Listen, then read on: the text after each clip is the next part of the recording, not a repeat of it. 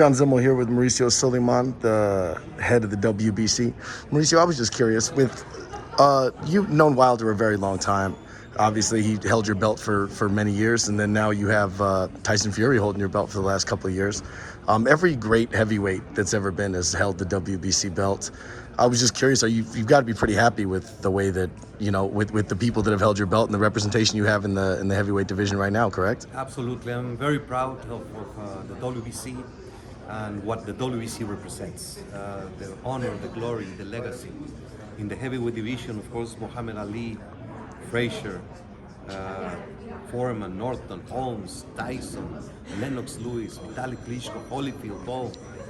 That's just, it speaks by itself. Exactly. Lennox had, Deontay had 5 years as the reigning champion with 41 knockouts. Exactly. And Fury took it away. So this is the time he can come back and show what he has, or it's a time for Fury to step in and convince of that course he's the greatest heavyweight in the world today. Absolutely, which actually leads me to my next question. There's been a lot of talk about how Fury's never defended a title. I mean, he had the three other belts before, and then now obviously the WBC belt.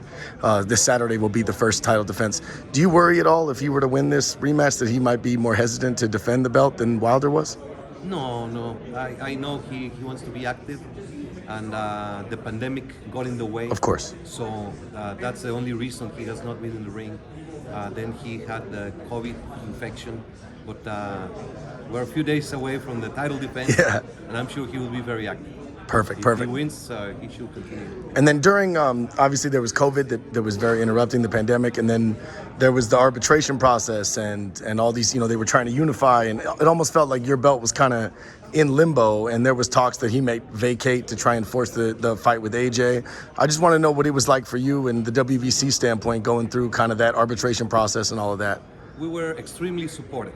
We were flexible. We stood next to them and allowed them.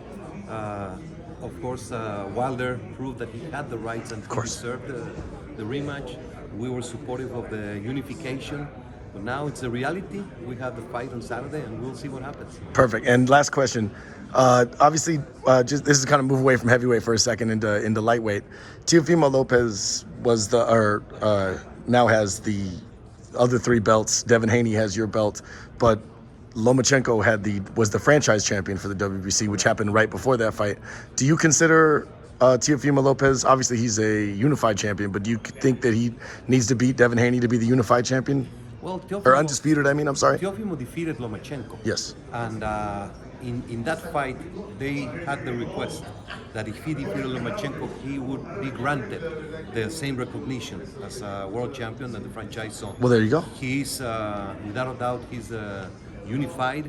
We have Haney as the WBC champion, and that activity in that division has been very important. I mean, with the pandemic and now with the problems that the fight with Cambosos has brought. Oh my goodness, that has limited many things, but we expect that the lightweights are going to be very active. Thank you very much, Mauricio. I appreciate your time. Thank you.